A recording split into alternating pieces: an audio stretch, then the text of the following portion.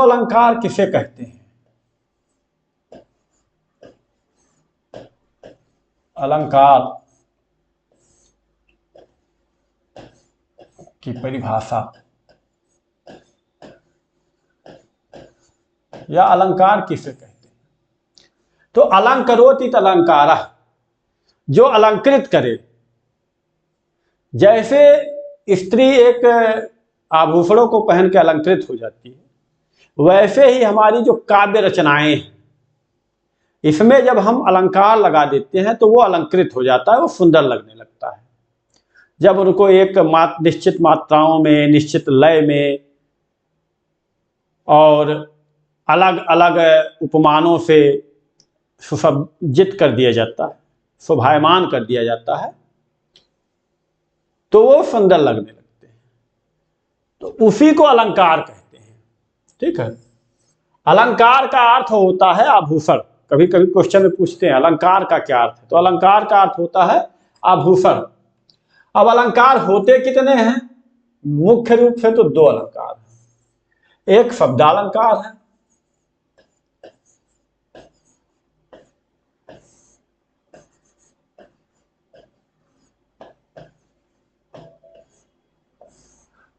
और दूसरा क्या है? अर्थालंकार है।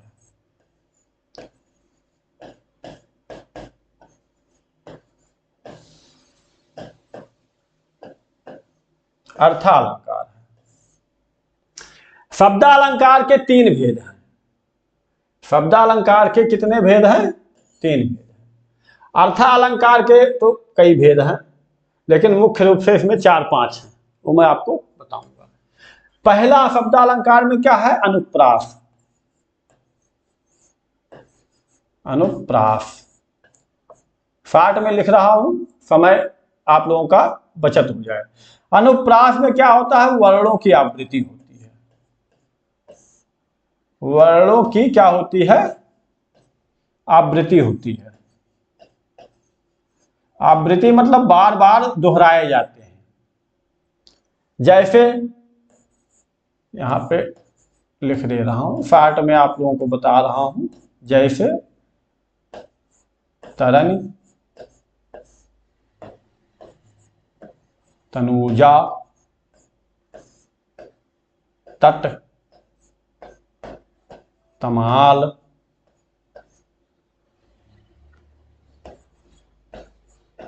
तरुवर, बहु छाये। ठीक है।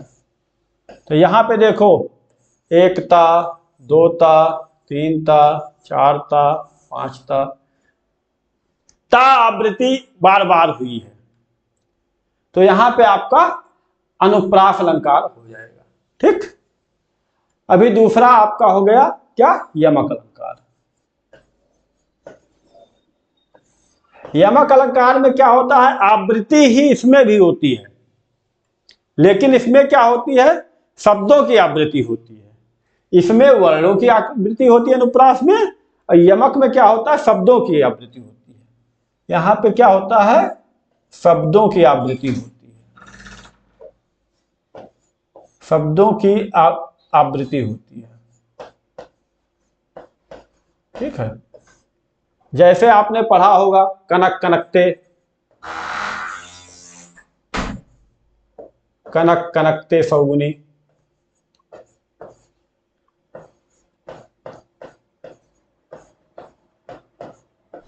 ठीक है। आगे पता है आपको, ज्यादा वो नहीं करेंगे। अच्छा, ये दो हो गए, पहला दूसरा। तीसरा है क्या? श्लेष अलंकार। श्लेष अलंकार, श्लेष का अर्थ होता है चिपकना। जहां पे एक ही शब्द में कई अर्थ चिपके होते हो। यहां पे क्या है कि शब्द अलग अलग आएंगे और उनका सबका अलग अलग अर्थ होगा, लेकिन यहां क्या है? शब्द एक ही आएगा और उसमें क्या है? अलग अलग अर्थ, एक ही शब्द का कई अर्थ हो जाएगा। जैसे रहीमन पानी राखिए बिन पानी सब सून, पानी गए ना उबरे मोती मानस चून। यहां पानी शब्द एक ही है, लेकिन यहां मोती के अर्थ में पानी का मतलब है चमकना, मानस के अर्थ में पानी का अर्थ है इज्जत, उसकी मर्यादा, और चून के अर्थ में पानी का अर्थ पानी ही है। ठीक है, तो ये 3 अलंकार हो गए, जिसमें ये 2 आपके इंपॉर्टेंट हैं, ये 2 आपके इंपॉर्टेंट हैं, स्लेश कभी कभी आता है। ठीक है, अभी आपको हम बताते हैं अर्थालंकार। अनुप्रास अलंकार में 3 ही अलंकार हैं। ठीक है, अब आपको हम बताते हैं इनकी परिभाषा। देखो, शब्दालंकार मतलब जहां डायरेक्ट शब्दों से काव्य की सुंदरता को बढ़ा दिया जाए, वहां पे शब्दालंकार हो गया। अर्थालंकार मतलब क्या है कि जहां पे अर्थ के द्वारा काव्य की सुंदरता को बढ़ाया जाता है, वहां पे अर्थालंकार हो जाता है। ठीक है, तो अभी आपको हम बताते हैं अर्थालंकार। अर्थालंकार परिभाषा बताई दिया हमने आपको। अर्थालंकार, अर्थालंकार में 5 या 6 मेन उसको मैं आपको केवल बताऊंगा। ठीक है, और उसके पहचानने का आपको मैं आइडिया बताऊंगा, और अगली क्लास में फिर उससे मैं आपकी पहचान कराऊंगा। तो पहला इसमें होता है क्या, उपमा अलंकार।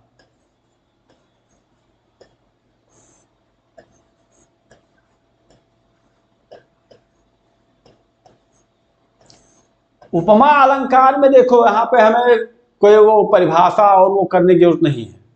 परिभाषा और अर्थ और ये व्याख्या आप लोगों को हाई स्कूल इंटर में पढ़ाया गया होगा। हमें यहाँ पे पेपर क्रैक करना है, तो आपको एक छंद दे देगा, उसमें बोलेगा इसमें कौन सा अलंकार है। तो जहां पे सा आ जाए, सा आ जाए, सम आ जाए, सरिस आ जाए,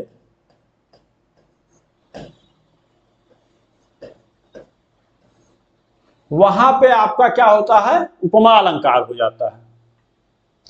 क्या हो जाता है, उपमा अलंकार हो जाता है। मतलब समानता की जाती है, उपमेय की उपमान से तुलना की जाती है, समानता की जाती है। जैसे बताया कि राम सीता का मुंह चंद्रमा के समान है, तो समान आ गया, वहां पे उपमा अलंकार हो जाएगा। मुख मयंक सम चंद्र चकोरी, सम आ गया, उपमा अलंकार हो गया। ठीक है, नंबर 2 रूपक अलंकार, इसी से मिलता जुलता है। रूपक और उपमा में आदमी बहुत कंफ्यूज हो जाता है कि यहां पे रूपक है या उपमा है। तो रूपक अलंकार में क्या होता है, यहां तो सम आता है, सरिस आता है, सा आता है। रूपक में ये सब नहीं आता है, डायरेक्ट बोल दिया जाता है, मैया मैं तो चंद्र खिलौना लाई हूं। यहां पे क्या होता है, उपमान को ही, उपमान को उपमेय मान लिया जाता है।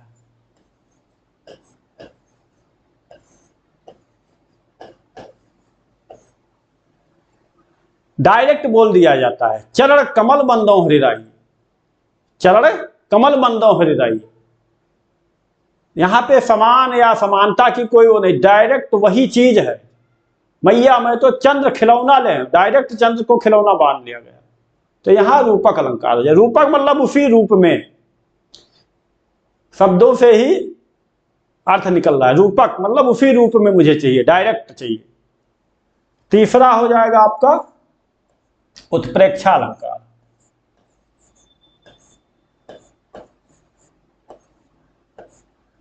उत्प्रेक्षा अलंकार,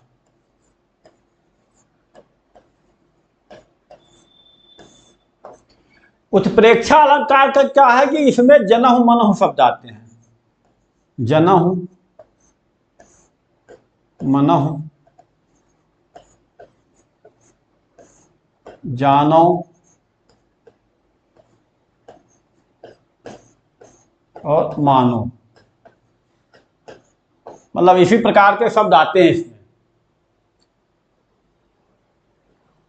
जैसे मनहु नील मन शैल पर आतप परा प्रकाश होता नहीं है,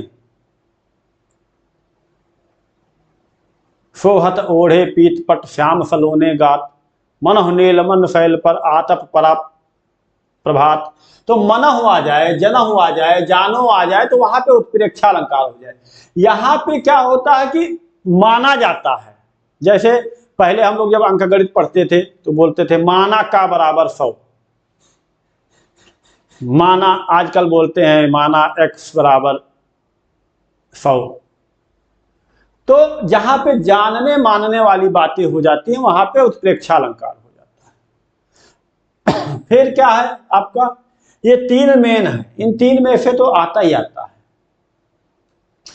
कभी कभी क्या होता है, संदेहा अलंकार आ जाता है,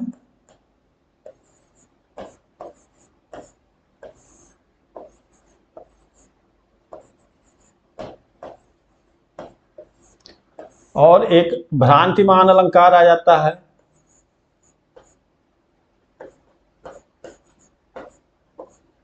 भ्रांतिमान अलंकार आ जाता है।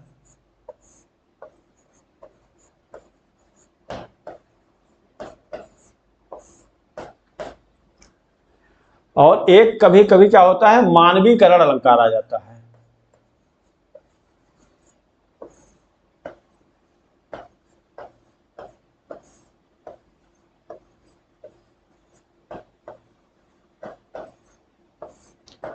अच्छा, भ्रांतिमान और संदेहा अलंकार में बहुत ही कम अंतर होता है। भ्रांतिमान में क्या होता है कि भ्रम हो जाता है। अब लोग बोलते हैं कि भ्रम और संदेह तो एक ही है, लेकिन व्याकरण में एक नहीं माना गया है। हमारी बोलचाल की भाषा में तो मान लेते हैं हमें भ्रम हो गया, हमें संदेह हो गया, लेकिन व्याकरण जो है भ्रम को अलग मानता है और संदेह को अलग मानता है। संदेह में क्या होता है कि ये चीज ये है कि ये है, ये है कि ये है, मतलब सारी बीच नारी है कि नारी बीच सारी है, सारी ही की नारी है कि नारी ही की सारी, यहां संदेहा अलंकार है। ठीक है, यहां पे कवि को भ्रम नहीं, संदेह हो रहा है कि सारी के बीच में नारी है या नारी के बीच में सारी है, और ये जो सारी है ये नारी की बनी है या ये जो नारी है वो सारी की बनी हुई है। तो यहां पे संदेह अलंकार है। जहां पे संदेह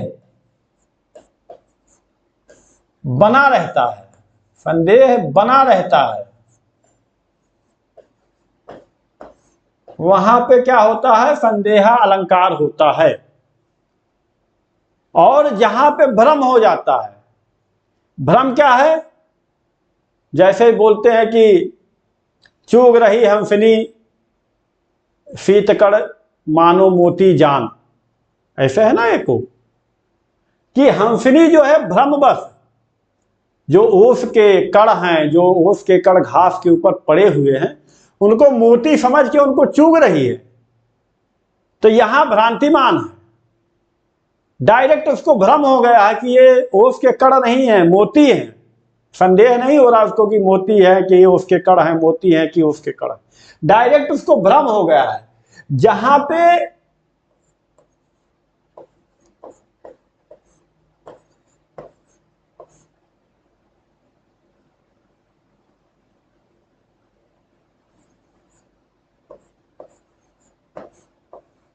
भ्रम बस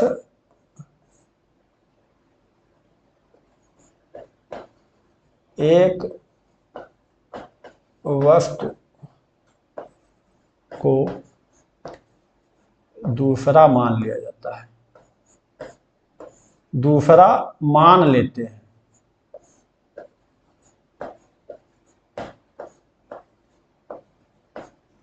जहां पे भ्रम बस एक वस्तु को दूसरा मान लेते हैं, वहां क्या होता है, भ्रांतिमान अलंकार हो जाता है। जैसे अभी बताया मैंने आपको कि हंसनी जो है वो ओस के कड़ों को मोती मान लिया उसने, मोती मान के चुगे चली जा रही, बोले मैं तो मोती खा रही हूं, और है क्या, उसका कण, उसको भ्रम हो रखा है। ठीक है। अच्छा, मानवीकरण अलंकार क्या है? मानवीकरण अलंकार है जहां पे प्रकृति को मनुष्य के रूप में दर्शाया जा रहा है। प्रकृति कोई पेड़ है या कोई संध्या है या कोई लताएं हैं, लताओं को एक प्रेमिका के रूप में और वृक्षों को प्रेमी के रूप में दर्शा देता है। कभी बोलता है लताएं अपने प्रेमी के ऊपर लफ रही हैं, चढ़ रही हैं। ठीक है। या संध्या को सुंदरी बता दिया जाता है। आसमान से उतर रही थी वह संध्या सुंदरी, परी सी धीरे धीरे धीरे। तो क्या संध्या कोई सुंदरी या कोई परी बन के उतर सकती है क्या धीरे धीरे धीरे? नहीं उतर सकती है। लेकिन कवि ने क्या किया है कि प्रकृति की सुंदरता को एक परी से, परी मतलब मनुष्य, ठीक है, से वो कर दिया गया, तुलना कर दिया गया कि संध्या सुंदरी जो है वो परी सी धीरे धीरे धीरे उतर रही है। तो जहां पे ऐसी रचना आपको मिल जाए वहां पे मानवीकरण मार देना है। क्या मार देना है? मानवीकरण अलंकार। एक इसमें और कभी कभी आ जाता है, कौन सा आ जाता है, एक इसमें आ जाता है अतिशयोक्ति अलंकार। क्या आ जाता है? अतिशयोक्ति अलंकार। अतिशयोक्ति अलंकार में क्या होता है कि किसी छोटी सी चीज को बहुत बढ़ा चढ़ा के दिखा दिया जाता है। क्या होता है? किसी छोटी सी चीज को बहुत ज्यादा बढ़ा चढ़ा के दिखा दिया जाता है। वहां पे क्या होता है? अतिशयोक्ति अलंकार हो जाता है। सातवां क्या है?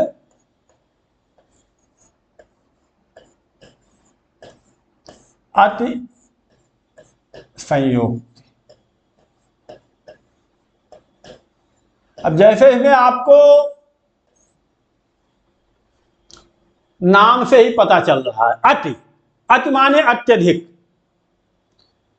संयोक्ति मतलब उक्ति, लास्ट में क्या लिखा है? उक्ति, मतलब किसी भी बात को अति कर दिया गया, अत्यधिक बढ़ा चढ़ा के। क्या हो गया? अत्यधिक बढ़ा चढ़ा के। अत्यधिक जब बढ़ा चढ़ा दिया जाता है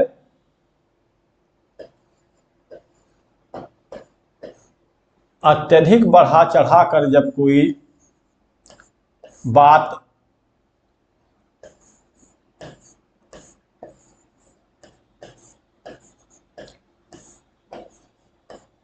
प्रस्तुत की जाती है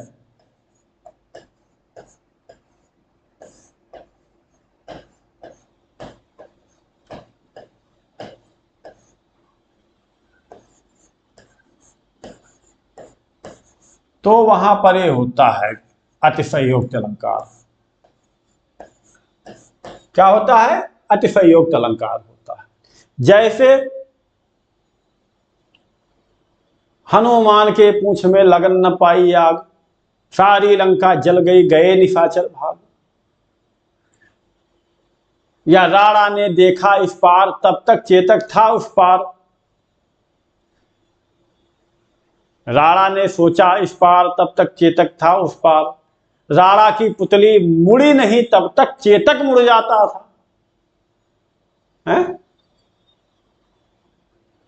तो ये सब क्या है? अतिशयोक्ति अलंकार के उदाहरण है। खासकर वीर रस में अतिशयोक्ति अलंकार का उपयोग ज्यादा किया जाता है। ठीक है। चलिए, आज की क्लास यहीं तक। कल एक नए चैप्टर के साथ आपको हम, नए चैप्टर क्या, संपूर्ण चैप्टर के साथ नई वीडियो लेकर आएंगे। और तब तक आप इसको देखिए और अपने स्वजनों में शेयर कीजिए, लाइक कीजिए। चैनल को तो सब्सक्राइब कर ही रखा होगा, नहीं किया हो तो कर लीजिएगा। और एक बार फिर मैं आपको बताना चाहूँगा कि अगर आपको पुलिस भर्ती में जाना है तो आप अपने पढ़ाई के साथ साथ अपने शरीर का, अपने फिजिकल का और अपनी सेफ्टी का, क्योंकि मेडिकल में आपके सारे शरीर की सेफ्टी भी देखी जाती है, बहुत ध्यान रखिए। ये समय आपके लिए बहुत ही नाजुक समय है,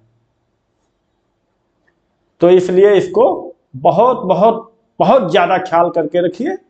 सेहत, शरीर, मस्तिष्क,